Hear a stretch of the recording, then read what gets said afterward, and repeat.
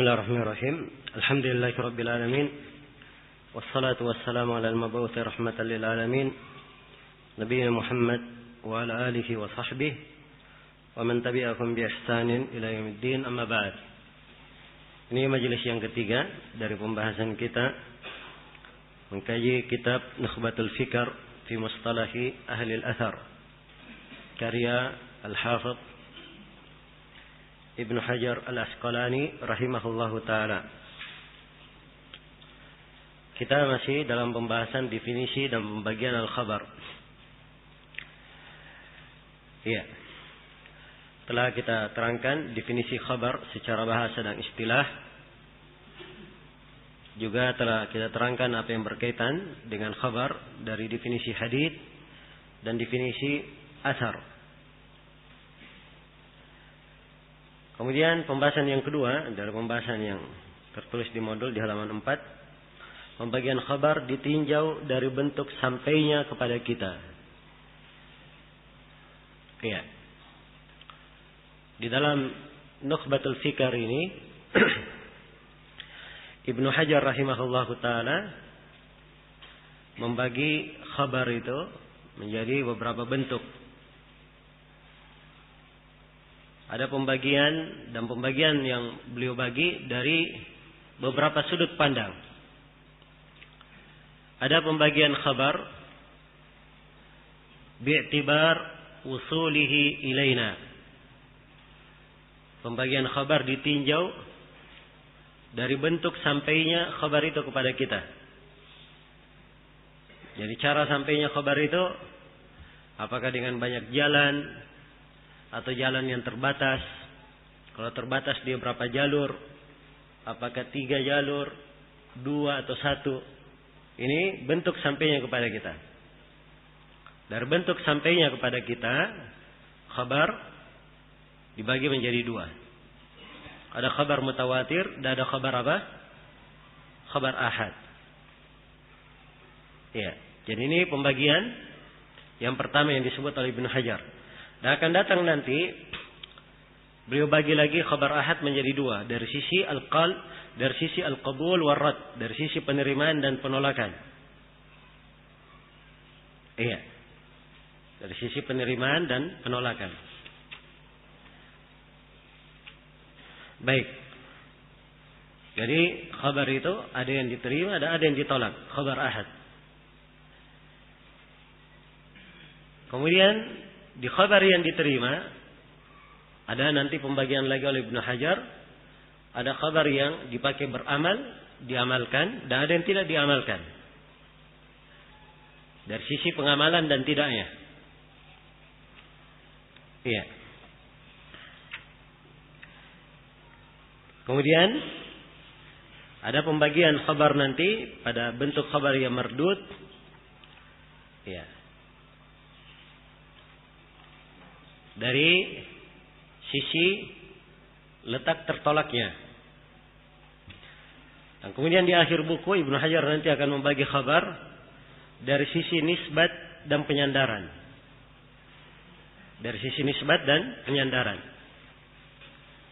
Ya, maka ini pembagian-pembagian ya harus dipahami sebagai gambaran global bagaimana pembahasan ilmu mustalah itu. Jadi khabar di sini pembahasan yang kedua, pembagian khabar ditinjau dari bentuk sampainya kepada kita. Ya, penjelasannya bahwa khabar ditinjau dari bentuk sampainya kepada kita terbagi berapa? Terbagi 2. Ada khabar mutawatir dan ada khabar apa? Khabar ahad. Baik. Pembahasan yang ketiga, definisi turuqul hadits dan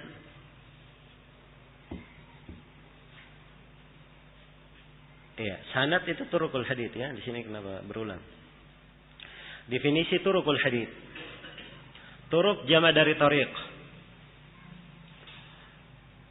Tariq itu adalah jalur riwayatan. Iya. Jama dari tariq. Turuq.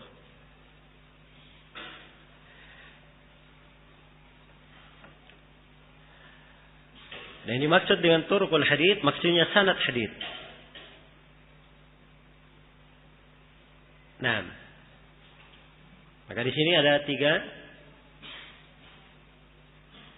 istilah yang perlu kita ketahui. Kata tariq, kata sanad, dan kata isnad. Sanad dan apa? Isnad. Ya. Sebab Ibnu Hajar mengatakan al-khabaru imma yakuna lahu turuqun. Khabar itu kadang yang mempunyai turuk, berbagai jalur. Jadi tariq itu Ibnu Hajar tafsirkan di Nuzha, di syarah beliau terangkan yang diinginkan dengan turuk yaitu al-asanid. Al-asanid atau al-asanid itu jamak dari apa? Isnad. Ya, karena itu tadi saya katakan ada berapa istilah yang perlu diperhatikan? Ada 3.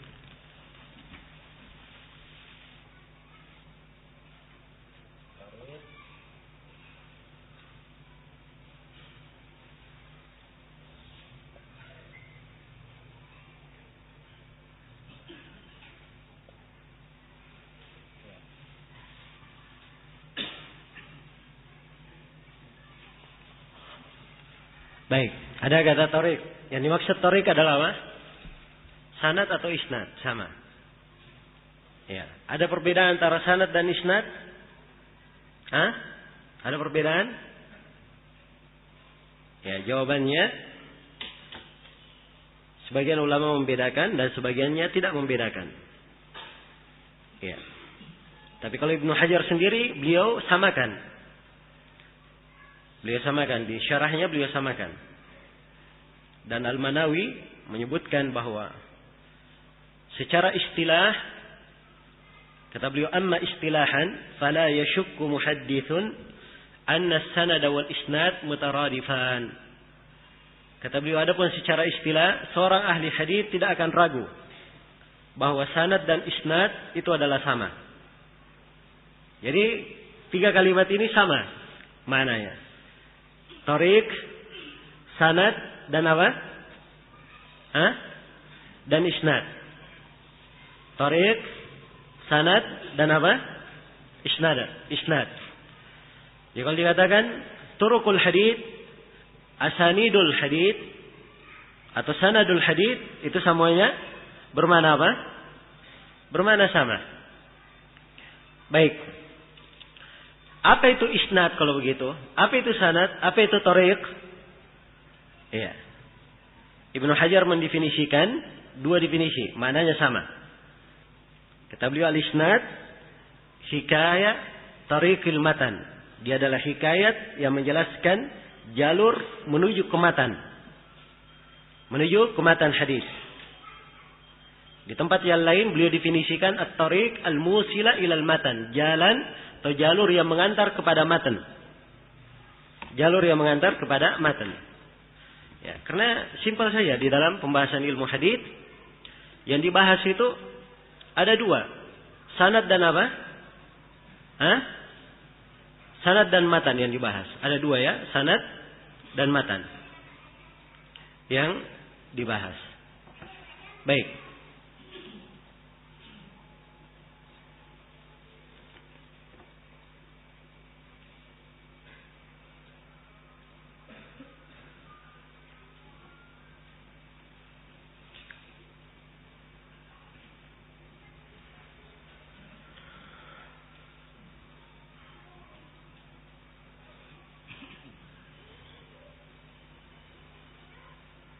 Ya, saya beri contoh supaya bisa diketahui. Sekarang kita periksa hadis yang pertama di Sahih Al-Bukhari. Ya. Hadis pertama di Sahih apa? Al-Bukhari.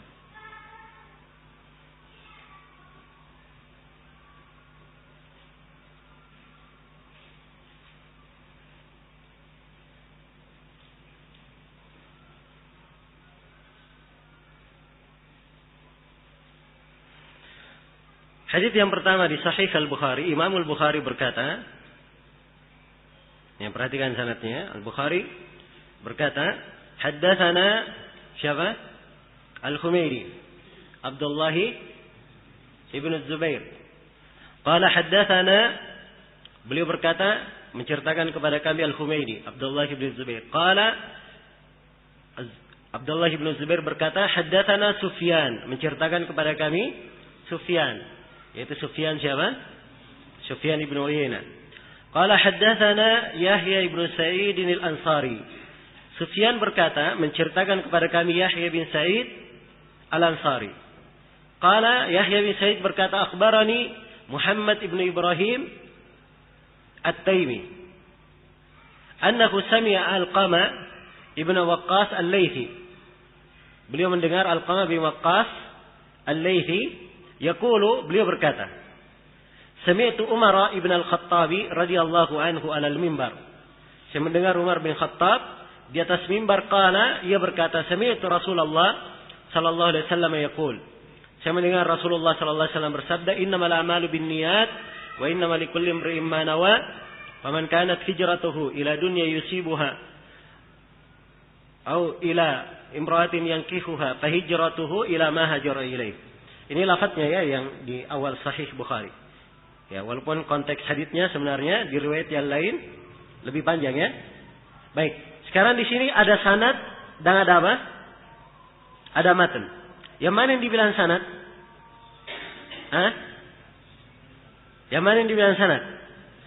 Ya, kita sudah sebutkan tadi, sanad itu silsilah rawi yang menyambung kemana?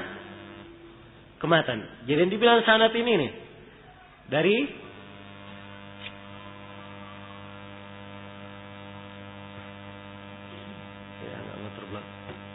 baik. Jadi yang dibilang sanad adalah haddatsan Al-Humaidi terus sampai itu Rasulullah yaqul. Ini dibilang apa? Sanad.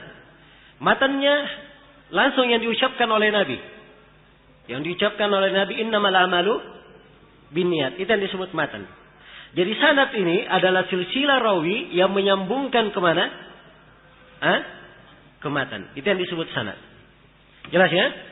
Jadi sanad sama dengan isnad, sama dengan tariq, sama dengan tariq. Ya, dan kalau kita bilang sanad, isnad, tariq itu semuanya maknanya sama.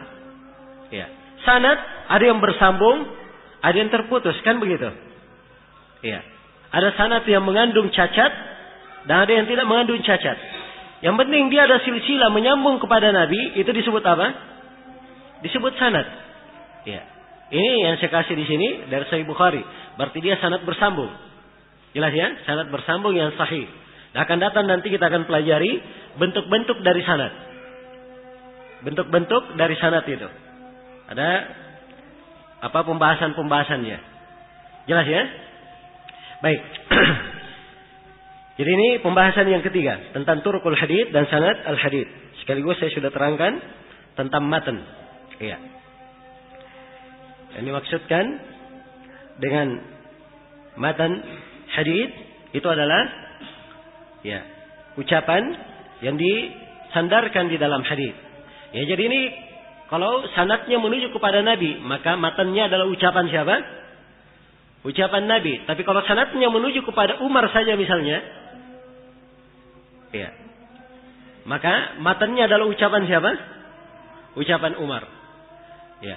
Kalau misalnya dibawakan sanad menuju kepada Yahya, kepada seorang imam saja, anggaplah misalnya dibawakan sanad menuju kepada Ibrahim, Muhammad bin Ibrahim At-Taimi saja. Berarti matannya adalah ucapan siapa? Muhammad bin Ibrahim At-Taimi. Jelas ya? Jadi begitu. Jadi matan itu adalah pembicaraan yang berada di ujung apa? Yang berada di ujung sanad. Baik.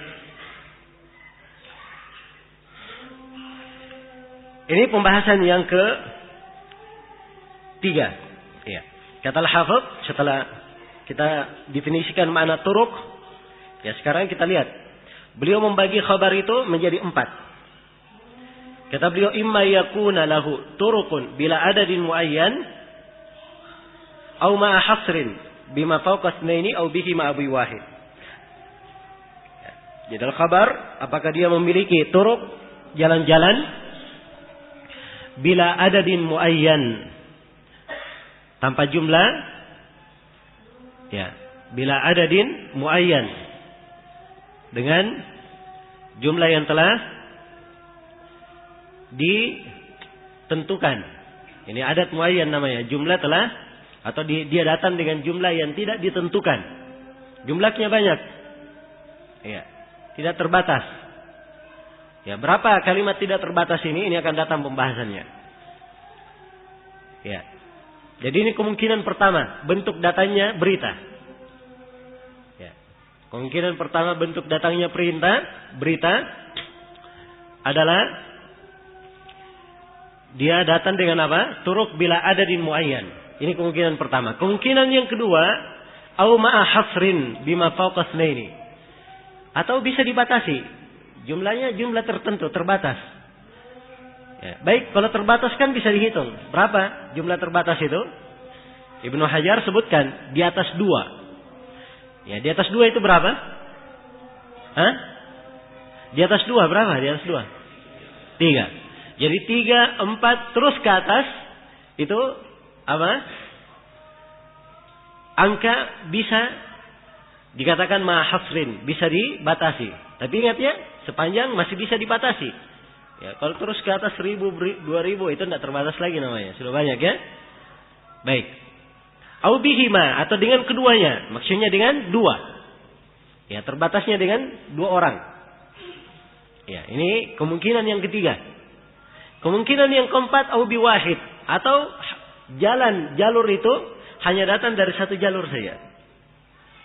Ya. Jadi ada 4 kemungkinan bentuk datangnya hadis. Kemungkinan yang pertama, datang dari jalur yang sangat banyak tidak terbatas. Kemungkinan yang kedua, datang dengan batasan 3 atau lebih. Kemungkinan yang ketiga, jalur itu, hadis itu datang dengan 2 jalur. Dan kemungkinan yang keempat, hadis itu datang dari satu apa? Satu jalur saja. 4 kemungkinan. Ya. 4 kemungkinan inilah pembagian khabar dari sisi datangnya kepada kita. Jelas ya? Dari bentuk datangnya kepada kita. Dari 4 ini kalau diglobalkan bisa menjadi 2. Terbagi menjadi 2. Yaitu menjadi apa? Mutawatir dan apa? Ahad. Ahadnya terbagi 3. Ada hadits masyhur, ada hadits aziz, dan ada hadits apa? Gharib.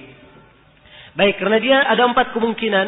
Yang pertama yang dia mempunyai banyak jalur tanpa jumlah yang terbatas. Ini disebut sebagai hadits yang mutawatir. Ini yang pertama ya. Disebut hadits mutawatir. Ini istilahnya. Disebut dengan istilah apa? Hah? Mutawatir. Maka ini istilah mutawatir kita akan terangkan. Yang kedua disebut dengan masyhur. Disebut dengan hadits apa? Masyhur. Ya, yang datang dengan batasan 3 atau lebih itu disebut hadits apa? Masyhur. Yang kedua al-aziz. Ya, yang datang dengan 2 jalur itu disebut hadits apa? Hadits aziz. Dan yang keempat adalah al-gharib. Al-gharib itu dia hanya mempunyai satu apa? Satu jalur saja. Jadi ini 4 hal. Yang pertama disebut mutawatir. Yang pertama. Yang kedua, ketiga, dan keempat semuanya kalau digabungkan dia disebut hadits apa? Hadits ahad. Jelas ya? Disebut hadits ahad. Jadi secara global kalau ingin saya gambarkan,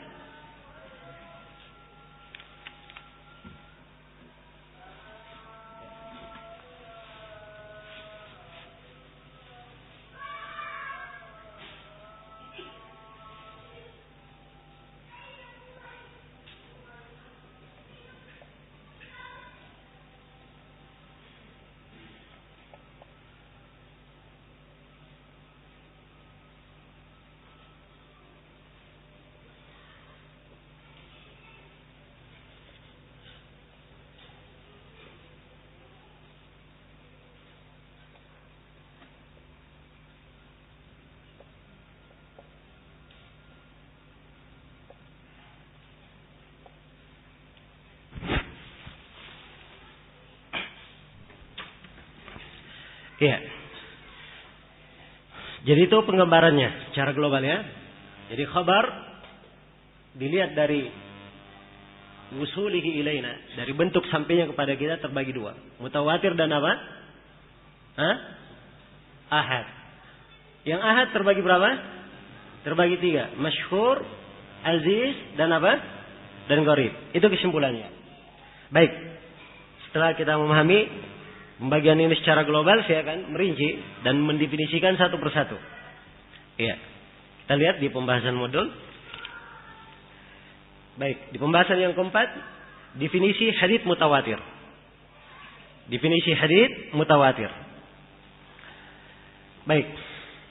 Kata Ibnu Hajar rahimahullahu taala di dalam mendefinisikannya, fal awwalu al-mutawatir al-mufidu lil ilmi al-yaqini bi syurutihi.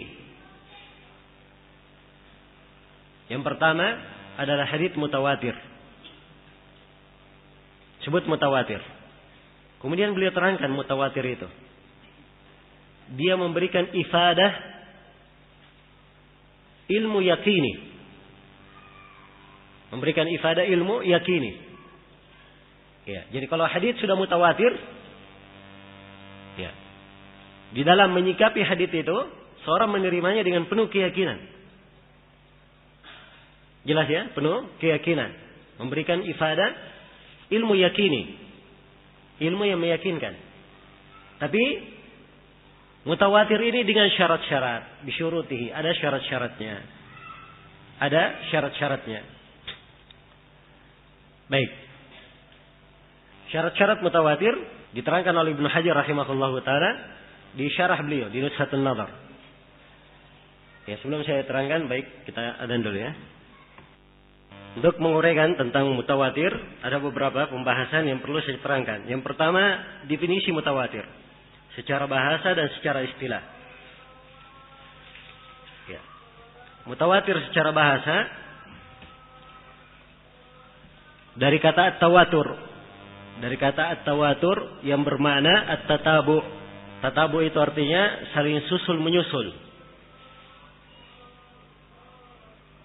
Ya, seperti dalam firman Allah Subhanahu wa taala, "Tsumma arsalna rusulana tatra."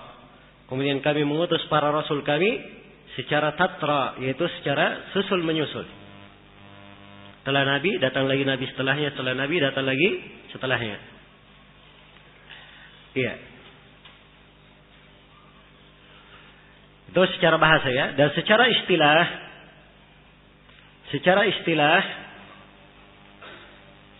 Ibnu Hajar rahimahullah ya memberikan definisi, dan definisi beliau ini beliau bahasakan dengan penyebutan syarat-syaratnya. Ya. Penyebutan syarat-syaratnya. Dan sebelumnya telah didefinisikan oleh Ibnu Salah dan Nawawi ya, bahwa mutawatir definisinya adalah al-khabar alladhi yanquluhu man yuhfalul ilmu bisidqihi daruratan an mithlihim min awwalihi ila akhirih.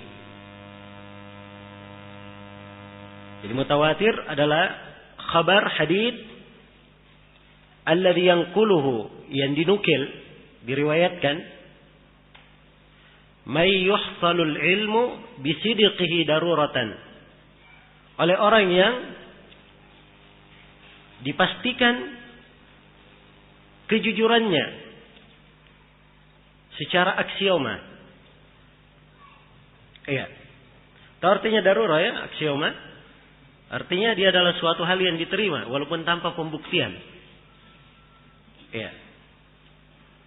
Karena sudah pasti dimaklumi. Ya. Seperti api itu panas. Hah? Perlu saya buktikan api itu panas? Hah? Iya. Ini dimaklumi secara apa? Darurat. Ini contoh ya. Baik. Jadi dia adalah khabar hadits yang dinukil oleh orang yang iya, dipastikan kejujurannya secara darurat, secara aksioma. An mithlihim, mereka meriwayatkan dari yang semisal mereka. Min awwalihi ila akhirihi, dari awal sampai akhirnya. Dari awal sampai akhirnya. Iya. Baik, ini definisi ya. Ibnu Salah dan Nawawi, dan definisi Ibnu Hajar semisal dengan ini. Walaupun Ibnu Hajar pembahasannya beliau agak panjang membahasakannya di nushah di sini. Iya. Baik. Dan untuk memperjelas definisi, tampak dari definisi ini pembahasan yang kedua, yaitu tentang syarat-syarat hadits mutawatir. Syarat-syarat hadits mutawatir ada 4. Ibnu Hajar sebutkan 4 syarat.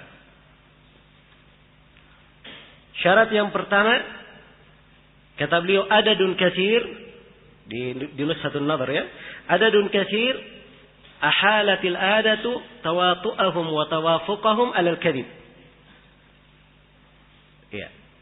Jumlah yang banyak meriwayatkan. Jumlah yang banyak. Ya, menurut kebiasaan, jumlah yang banyak itu tidak mungkin mereka bersepakat, bersekongkol untuk melakukan kedustaan. Iya. Misalnya di majelis ini semuanya hadir, duduk. Dan semuanya menceritakan bahwa pada hari Sabtu tanggal 24 Dzulqa'dah telah terjadi pertemuan pelajaran mensyarah kitab apa? Nukhbatul Fikr. Ini kan berita. Ya, antum semua menyampaikannya. Jumlah yang banyak. Ya, kira-kira ada yang ragu? Kalau misalnya semuanya antum bilang, iya, betul kami semuanya hadir misalnya.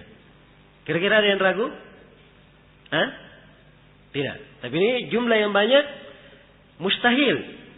Secara kebiasaan mereka semuanya berkumpul untuk apa? Untuk berbuat kedustaan. Iya. Jelas sampai sini ya? Jumlah yang banyak ini kalau begitu berapa jumlahnya? Ukuran jumlah yang banyak yang dikatakan mustahil mereka berkumpul bersepakat untuk berdusta. Iya.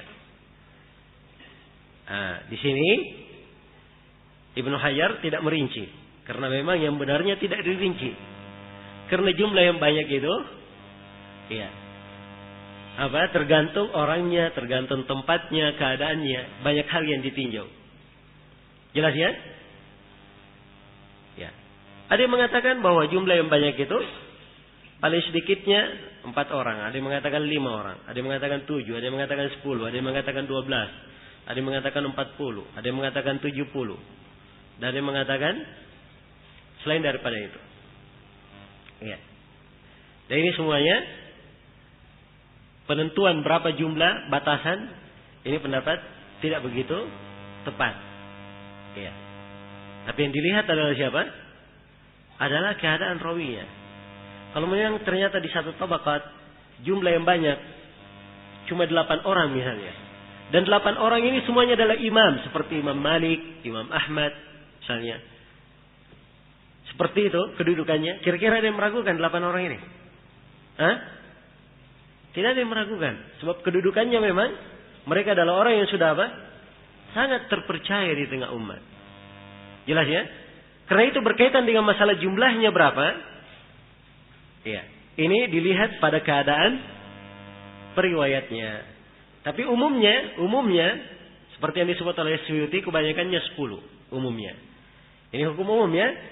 Tapi ya, dan Suyuti sendiri berjalan di atas angka 10 ini atau yang mendekatinya di dalam haditsnya atau di dalam bukunya yang memuat hadits-hadits mutawatir.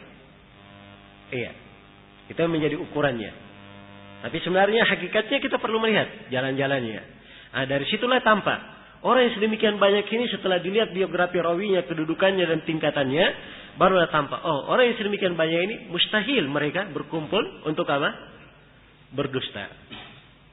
Jadi sekali lagi syarat yang pertama diriwayatkan oleh jumlah yang banyak.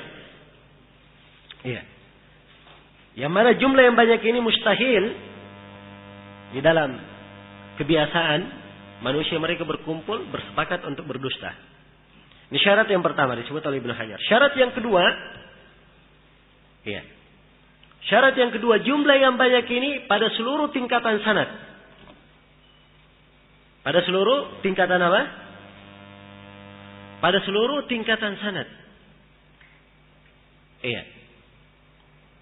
Harus demikian. Pada seluruh tingkatan sanad. Anggaplah misalnya Imam Al-Bukhari atau hadits dari riwayat Al-Bukhari. Biasanya antara Al-Bukhari dan antara Nabi sallallahu alaihi wasallam itu 4 atau 5 orang biasanya. Jelas ya? Ada sahabat, ada tabi'in, ada tabi'ut tabi'in, ada guru Imam Al-Bukhari. Jelas? Dan kadang kalau guru beliau ini agak turun lagi menjadi 5. Iya. Jelas sampai sini? Maka dikatakan 5 tabaqat, Al-Bukhari 1 tabaqat. Guru Al-Bukhari 1 tabaqat. Gurunya lagi tabaqat yang kedua. Ya, jadi tabaqat periwayatan, ya ini semuanya harus jumlah yang berapa? Jumlah yang banyak. Harus jumlah yang banyak. Jumlah yang banyak di ketentuan yang pertama. Banyaknya mustahil menurut kebiasaan mereka berkumpul untuk apa? Untuk berdusta. Baik, ini syarat yang kedua. Ya, nanti kita beri contoh ya supaya jelas. Kemudian syarat yang ketiga kata Ibnu Hajar, ya. Wa kana mustanadu intihaihim al-his. Ya.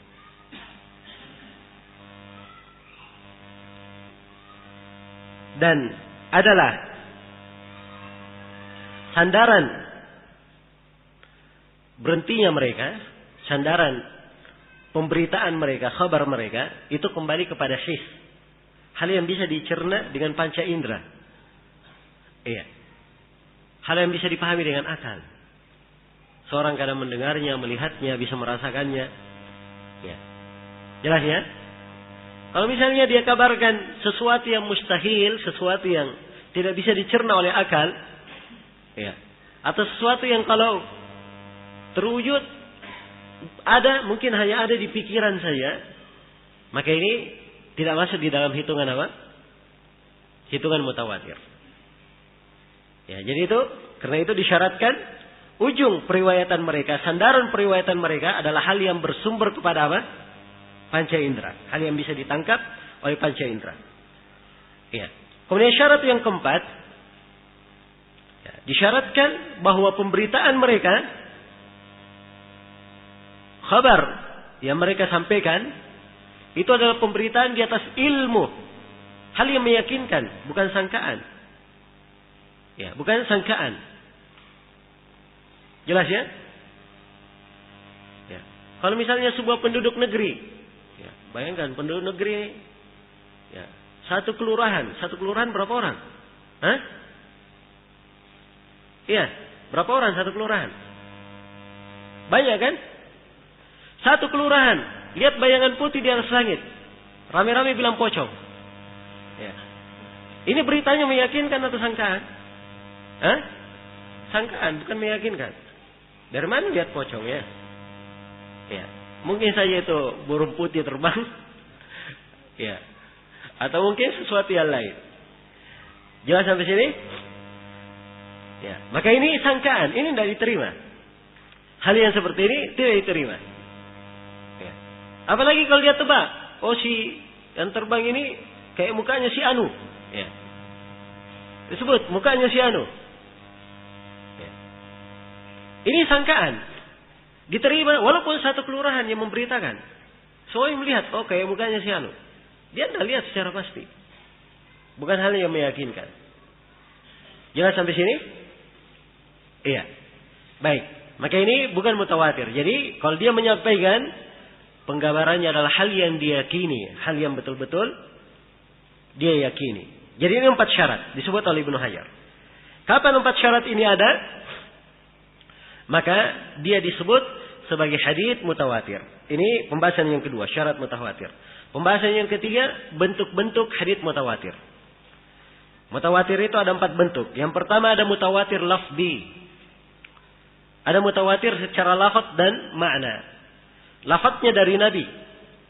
Contoh yang paling konkret di sini adalah hadits man kadzaba alayya muta'ammidan falyatabawwa maq'adahu minan nar. Nabi sallallahu alaihi wasallam bersabda, "Man kadzaba alayya muta'ammidan falyatabawwa maq'adahu minan nar." Siapa yang berdusta atas namaku dengan sengaja, maka